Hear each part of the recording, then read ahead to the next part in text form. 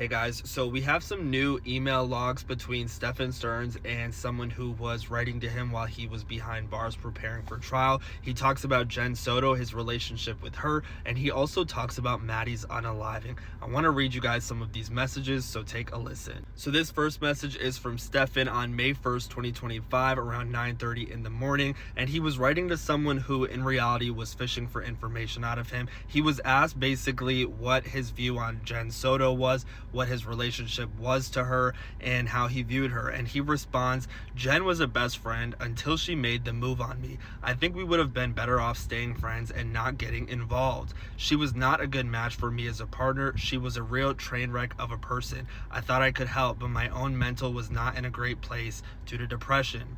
And it was really not helped by that situation. Sometimes friends become more and it's great, but this was not one of those times, and I should have had the guts to admit it and move on a long time ago." He said that he stayed with Jen because she was his best friend and they had great conversations in the first couple of years and they got along great. By the end of it though, he stayed with her more out of habit than anything else. He goes on to say that when you get comfortable with a person like that, it gets hard to make that big change, even if it's for the best. Yes, in the last few years she was really zoned out and would scroll on her phone all day long and would just not really engage anymore. It became so frustrating and we drifted apart emotionally until we were basically just roommates. He said they were still saying I love you to one another, but he on his end was just going through the motions. He said that neither of them could really be described as fully functional adults. She seemed to adult in ways better than him and he seemed to adult in ways better than her, but we maybe just filled in gaps for each other's lives. I did feel the need to stick around and help her. That is true.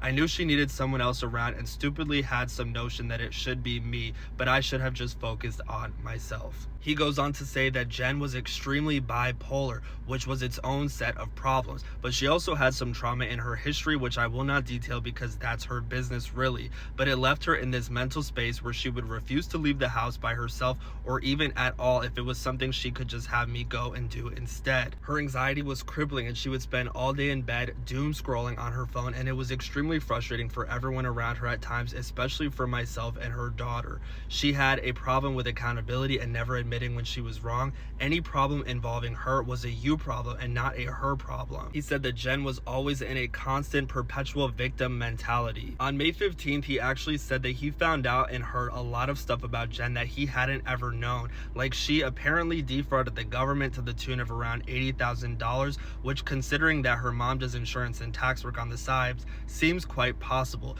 She also had a GoFundMe page for her daughter's funeral that earned around $60,000 to $70,000, but her daughter was cremated and she used that money to hire a lawyer and used for other various personal uses from what he heard. But later in that paragraph he says that his parents said all of this stuff to him. So who's to say that that's even true? We know that his mom has this vendetta against Jen and has been trying to pass all of this stuff onto Jen since the very beginning to try and make it look like Stephan isn't this bad guy and Jen is. So I would take that with a grain of salt, but that is what he is saying in these messages. Now when it comes to Maddie's unaliving, remember Stephan Stearns said something to the effect that like he found her deceased and he described what she looked like, and that is what basically happened. He didn't actually unalive her.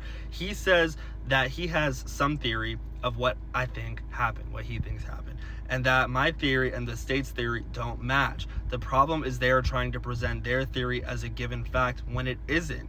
And they have been trying to sell that really hard to the point that the public is basically taking that at face value instead of approaching it with the type of skepticism that is called for in any case like this. He goes on to say though, my own theory is based on limited information or evidence and the state's theory is based on even less than that. As I said, I can't get into specific detail. I will say in general that grief and shock have varying effects on people, and when a person is suddenly faced with something unexpected and traumatic, sometimes their reactions are not what we would think or hope they would be. It seems like he's still trying to push the narrative that he found Maddie deceased, but he was not the actual perpetrator, the person who actually took her life. And then he basically says that everything's going to boil down to what the state presents and how a jury reacts to it all. We know now though that he did not go to trial. He pleaded guilty to all of the SA charges. He pleaded no contest to the unaliving charge. So to this day, he is still maintaining his innocence to some degree, saying that he's not going to plead guilty to the unaliving